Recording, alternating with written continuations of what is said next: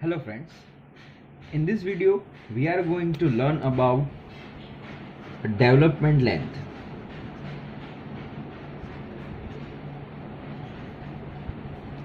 The notation of that is LD, development length. What do you mean by development length? So while analyzing and designing the reinforced concrete structures, it is assumed that there is a perfect bond between concrete and steel. So there is absolutely no slippage between the concrete and steel. Okay, so if we take this as a concrete block, if this is my reinforcement, okay, inside the concrete, so there is absolutely no slippage in between this concrete and steel. So this grip of the reinforcement and concrete due to bearing is called as a bond, so far this is called as a bond. Okay, to transfer the design force from steel to concrete and concrete to steel, the reinforcement is anchored, or you can say embedded in concrete for some length. I repeat again, to transfer the design force from steel to concrete or concrete to steel, the reinforcement is anchored or embedded in the concrete for some length. A length of the reinforcement anchored or embedded in concrete so that it can develop a bond stress. It can develop a bond stress is called as a development length. Okay, I repeat again, a length of the reinforcement which is embedded in the concrete so that it can develop a bond stress is called as a development length, LD. Okay, where LD you know that the development length. One word comes in picture over here, that is your bond stress. The notation of that is tau BD. So tau BD is bond stress, or you can say design bond stress in concrete. Okay, so what is bond stress, that we will study later. Okay, so if I assume that this is my reinforcement, this is my concrete block. Okay, so the bond stress develop is over here, that is your tau BD. Okay, this is my development length. Which length? Up to here, whatever the portion which is inside the concrete, the length, that is your development length. This is your diameter. If I pull this reinforcement from the end, then what will happen? Okay, so inside of the concrete block, the bond stress will develop. The length which we know that is your development length. So how to calculate the development length? So we know that the stress in bar is sigma s. So stress in bar is 0.87 Fy. Okay, and diameter of the bar. What are the things which is required to calculate the development length? So first we required the stress in bar, that is 0.87 Fy, diameter of the bar, and that is also a P, pulling force. Now as you know, as you saw in this figure, a bar of a diameter is embedded in concrete. To find development length, pull out test is being conducted. If I pull this reinforcement from the end, then what will happen? This P is my pulling, or you can say pull out force. Now what will happen inside, that is your development of bond stress of concrete, that you need to calculate, and is equals to your strength of the bar. Okay, so bond stress is tau BD, resistance bond resistance of the concrete. See, bond stress is there, but what will happen, that is, if you pull this, okay, resistance force is being developed. So you can also say that your bond resistance of concrete, okay, so that is depend upon your diameter. So pi into diameter into its development length is equals to strength of the bar is your stress into pi by 4 of your diameter, pi by 4 of diameter square. So that is your area of your reinforcement and whatever your stress in the bar. So if you try to solve this, so that is LD is equals to phi into sigma s upon 4 tau dd. So this is your equation of your development length. So for development length, you need to calculate your bond stress and stress in your bar, okay, and this is the area you need to calculate. So what is your bond development length? Development length is whatever your portion inside of your concrete, whatever the portion of your steel which is inside of the concrete, okay, that you call as a development length, so that it cannot slip and perfect bond stress will develop. So that is your development length. So this equation is given in your IS 456 2000 page number 42, that you need to remember, that is on page number 42 this equation is given. Now we'll study about your next topic, that is your bond stress, okay. Now bond stress,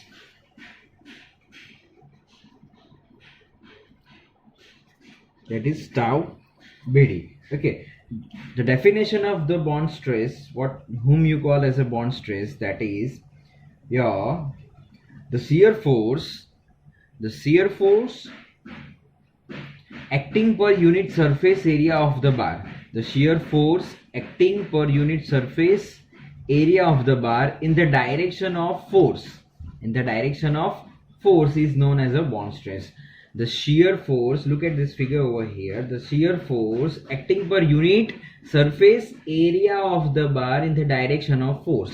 So whatever your shear force which is developed in this region, okay, in this surface, is called as a bond stress, which is in the direction of your force, pull out force, okay. The value of this bond stress is directly given on IS 456 page number 43, table number 6.1. Open your IS 456 page number 43. The design bond stress table is given for the grade of concrete, different grades of concrete. So for M20, M35, sorry 25, M30, M35, M40 and above, okay, for this particular grade of concrete, the design bond stress values are given.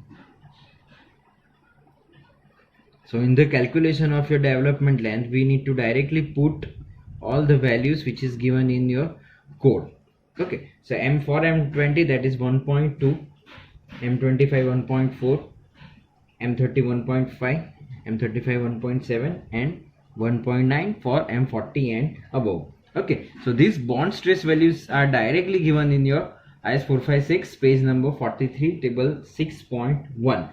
Now in this also it has written that this value for deformed bars,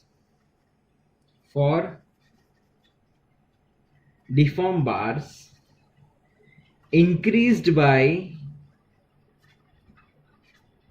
60%. For deformed bars, these values are increased by 60%, and for compression, these values are increased by 25% for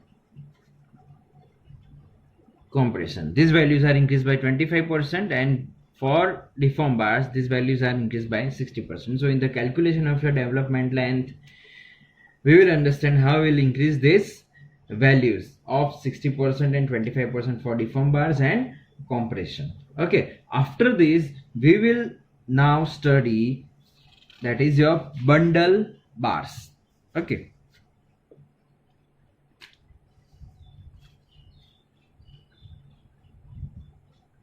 bundle bars.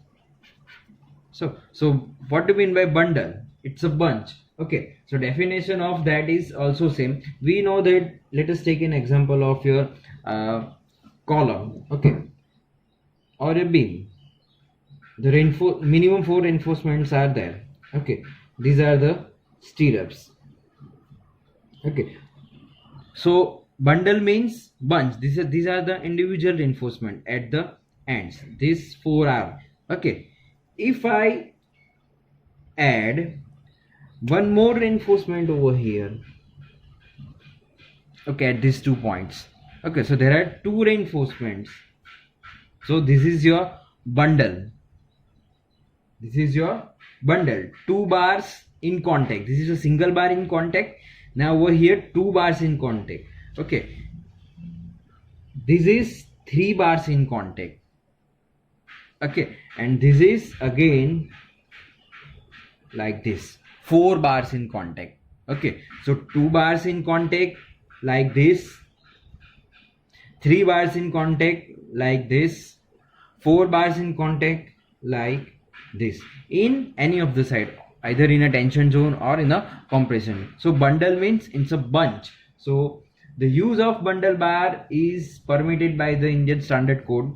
We know that the clause and criteria are given on page number 43, clause number 26.2.1.2.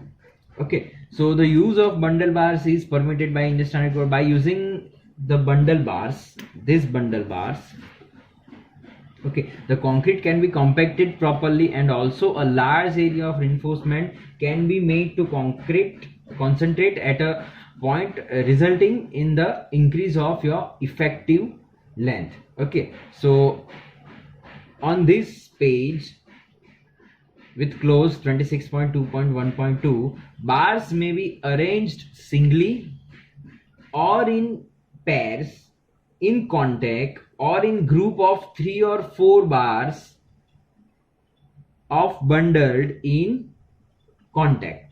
This line has been written in your code that bars may be arranged singly or in pairs, in contact, or in group of 3 or 4 bundles. Okay, so if I again draw a figure, okay, so these are my beam. Okay,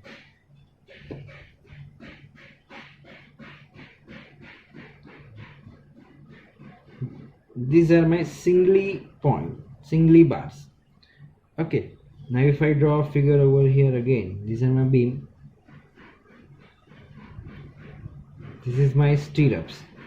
Okay, I have drawn a stirrups first. So this 2 bars in contact, this is my bundle bars. Okay, bundle means in your bunch. Now again over here, this is my stirrups. This is 3 bars. These 3 bars in contact. Okay, like this.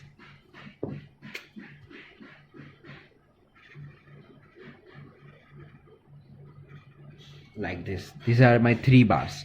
Okay, but they are in contact. Okay, now 4 bars.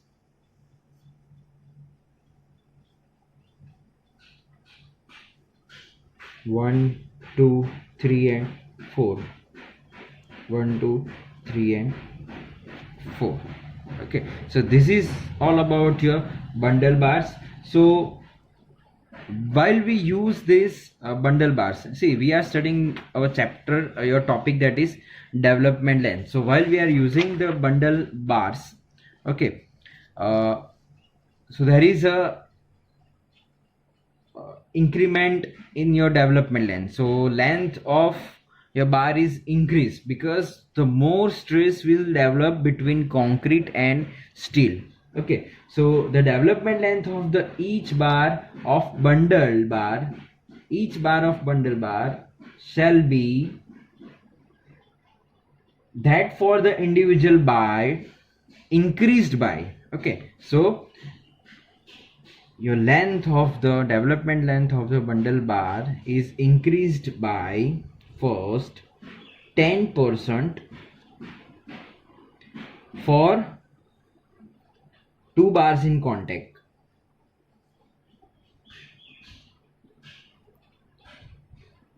20% for 3 bars in contact,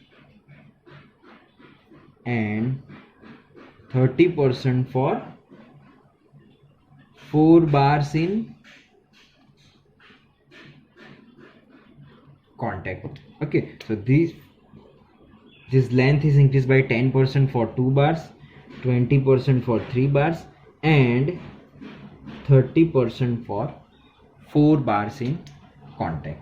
Okay, so this is all about your bundle bar. We have studied definition of development length, then bond stress, and your bundle bar. Your next topic, that is your anchoring reinforcement.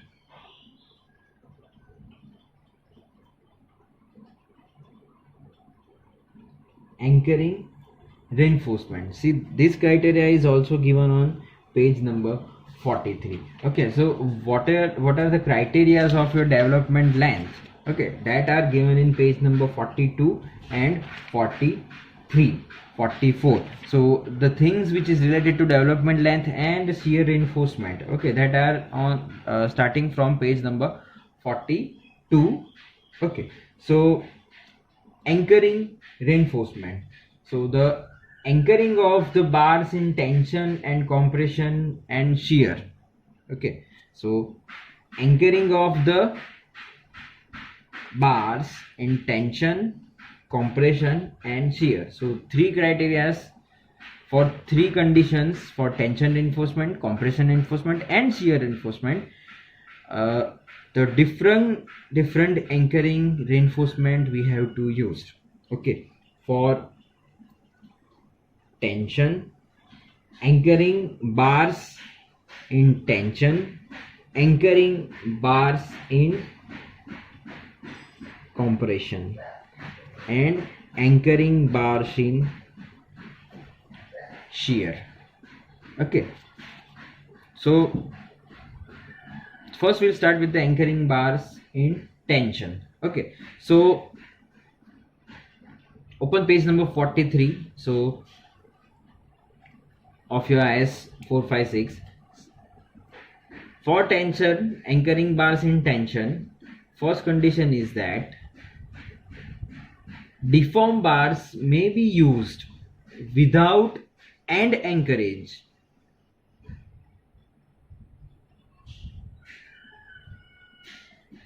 Deform bars may be used without end anchorage, provided that the development length requirement is satisfied. So hooks should be normally used for plain bars in tension. The main conclusive line of this point, that is your hooks should be normally used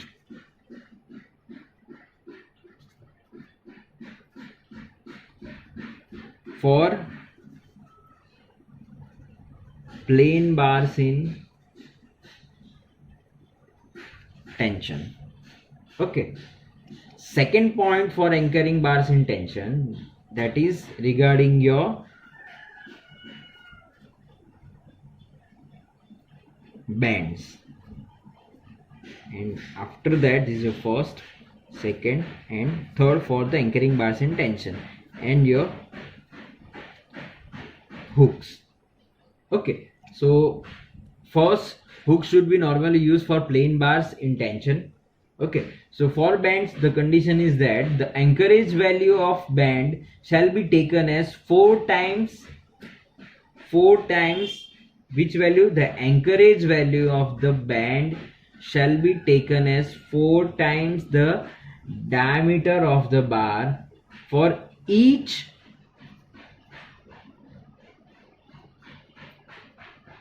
45-degree band subjected to maximum of 16 times the diameter of the bar. 16 times the diameter of the bar. Okay, the anchorage value of the band shall be taken as 4 times the diameter of the bar for each 45-degree band subjected to maximum of 16 times the diameter of the bar. And what about the hooks? The anchorage value of the standard U hook, which normally we will use on site, okay, shall be 16 times diameter of the bar. The anchorage value of the standard U hook shall be 16 times the diameter of the bar. This is all about the anchoring reinforcement in tension. Now next is your anchoring bars in compression. So the anchorage length of the straight bar in compression shall be equal to the development length of the bars in compression. Okay, so this is directly with respect to your development length. So anchorage length of the straight bar in compression shall be equal to the development length of the bar in compression. Okay, so next is your anchoring bars in shear. Anchoring bars in shear.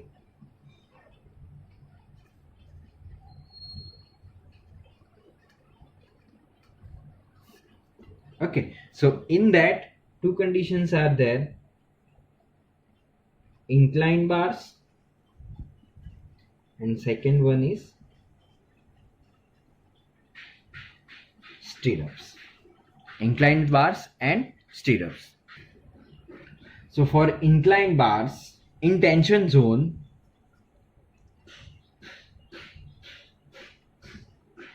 from the end of the sloping or inclined portion of the bar.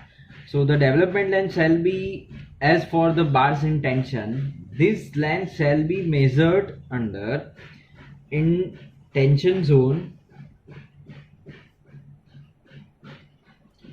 from the end of the sloping or inclined portion of the bar.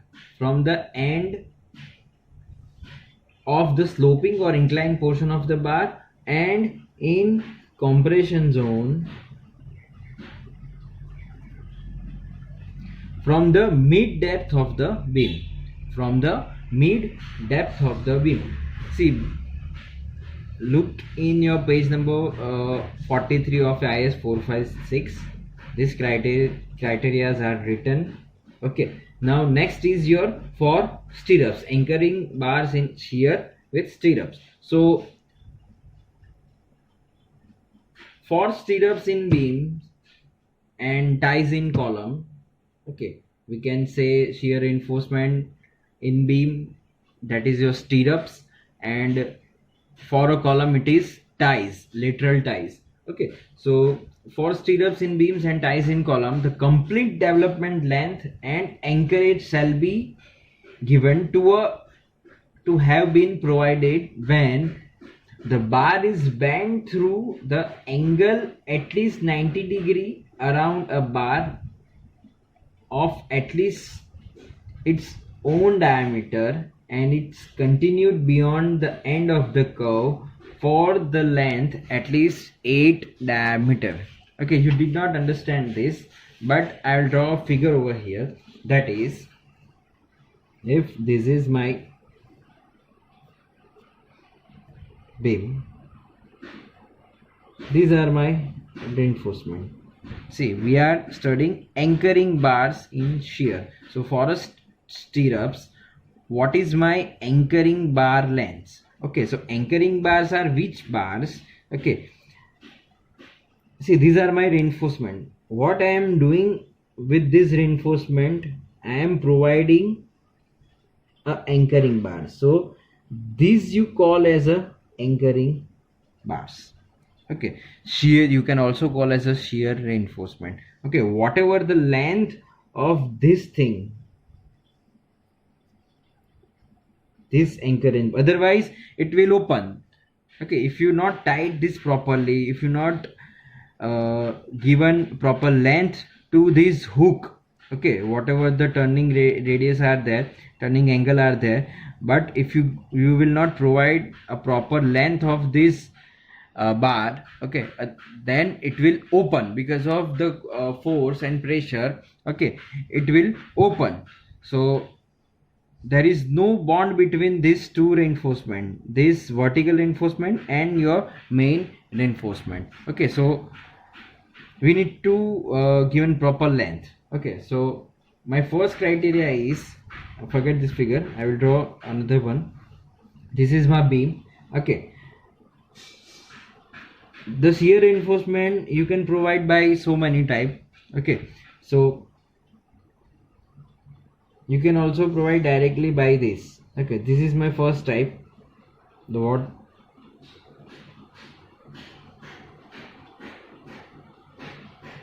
okay, like this. So this length, see, if I start from here, okay, this is my ultimately a joint over here in this portion. So this length is minimum required, that is your 8 dia, 8 dia. Okay, so when bar is bent through the angle of at least 90 degree, when your bar, this anchoring bar is bent through the angle of at least 90 degree round a bar of at least its own diameter, and it continued beyond the end of the curve of for the length of at least 8 dia. So if you bend your anchoring bar at a 90 degree, then you will have to provide a length of this anchoring bar is minimum 8 dia, 8 diameter.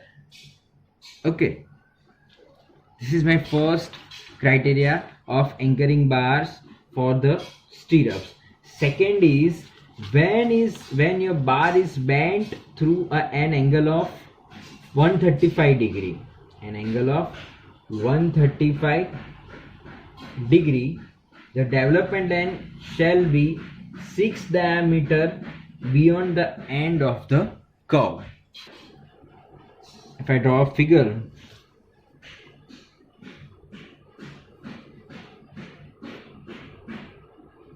these are my reinforcement. Okay, this is my stirrup or anchoring bar. When you bend this anchoring bar, so there is a joint at any point. Okay, when you bend your anchoring bar at, see, this is my bar, if I bend at 135 degree, okay, this is my 135 degree, if I bend at 135 degree, both the bars, and from this end it is like this.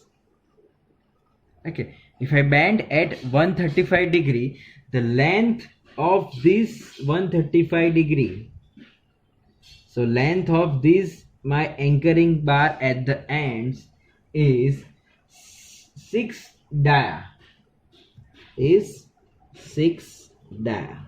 This length is 6 diameter. Okay, and my last point is, when the bar is bent through at an angle of 180 degree, the development length shall be 4 diameter beyond the end of the curve. So if I draw a figure over here, if this is my reinforcement, if I bend my bar at 180 degree, 180 degree means if this bar is bent like this, 180 degree exactly, So this length shall be 4 diameter. This length shall be 4 diameter. So this is all about your anchoring bars in shear for stirrups. See, for the anchoring reinforcement, these three criteria are very important. Okay, when you bend your anchoring bars at the ends, okay, so at that time there you have to consider that bands are not open from the joint, so that you have to provide a somewhat development length. Okay, so these are the minimum criteria are given for the stirrups for your anchoring reinforcement. Now in your IS 456 2000, that code recommends additional anchorage length. See, this is your minimum. The code will also recommend additional anchorage length, that is L0, to ensure anchorage bond stress to be within its maximum limits. I repeat again, the code recommended additional anchorage length equal to L0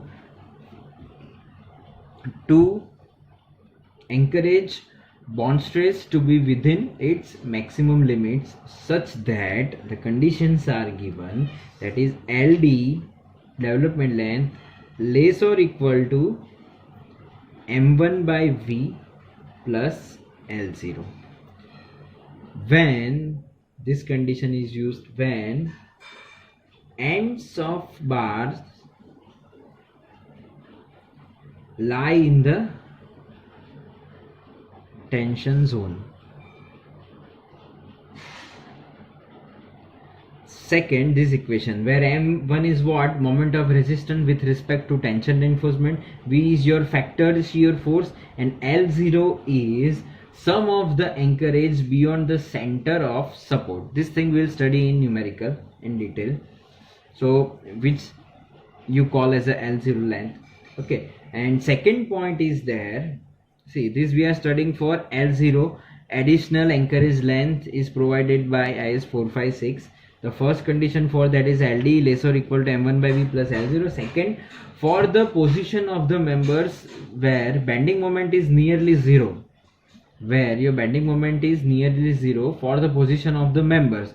Okay, so near the supports of simply supported beams, and in the case of end of the reinforcement are confined by compressive reaction, the value of M1 by V, this value of M1 by V is increased by 30%. Okay, for where? For the position of the members where bending moment is nearly zero, the supports of the simply supported beams, and in the case of ends of the reinforcement are confined by compressive reaction, the value of M1 by V is increased by 30%. Okay, so we can write second point, that is LD less or equal to 1.3, 30% increased by M1 by V plus L0. This equation is given in IS 456 page number 44, where M1 is moment of resistance with respect to tension reinforcement, V is factored shear force, and L0 is sum of the anchorage beyond the center of the support. So L0, what is the value of L0? So L0 is taken as, that is for the two conditions. L0 is taken as, first is for the at simply supported ends,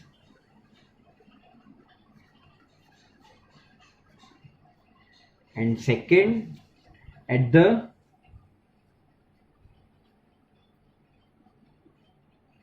point of inflection and point of curtailment, the value of L0. Okay, so for a simply supported end, L0 is equals to L0 is equals to embedded length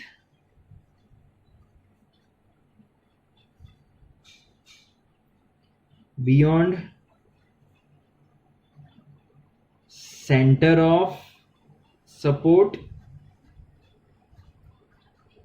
plus equivalent embedded length of hook or band. Equivalent embedded length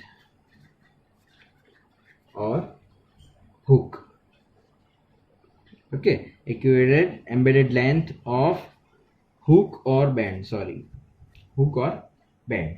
Okay, and at the point of inflection and the point of curtailment, L0 is equals to 12 dia or D, so whichever is greater,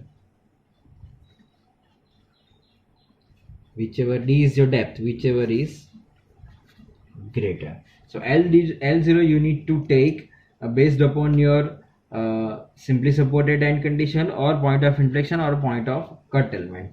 Okay, so this is all about your, first we have started from the development length. Okay, so development length,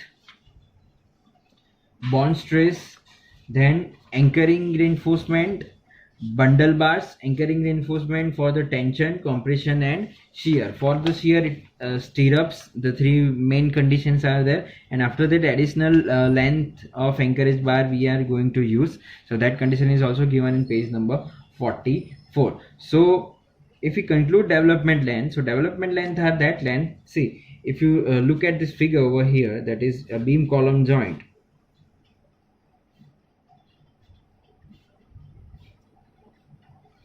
These are my normal reinforcement. So this is all of, this is my beam, and up to here beam, and this is my column. Okay, this is my, this portion is beam and this is my column. These two are my columns. So these are my main reinforcement. See, so I will not put reinforcement over here. I will put reinforcement, I will band this reinforcement up to somewhat length in your column. Okay, for the proper anchorage like this, and over here also my column reinforcement are there. So ultimately beam reinforcement is merged with my column reinforcement. So whatever the length of my band up to here, this is my development length. This is my development length. If you look at the two columns, this is my slab in two columns. There is a reinforcement in columns. So this is my top column, this is my bottom column. So bottom column reinforcement are like this. Some reinforcement, this main reinforcement up to some height, this bottom reinforcement are go inside your top reinforcement up to certain length. So this length is called as a development length, and this top column reinforcement are merged with this. Okay, so somewhat reinforcement are there in your top column, so up to some length. So that length is called as a development length. This is an example, and this is all about your development length. Now in next video we will study a numerical based on your development, how to calculate the development length, and after that we'll start our next topic, that is your shear reinforcement. Shear reinforcement calculation. Okay, thank you.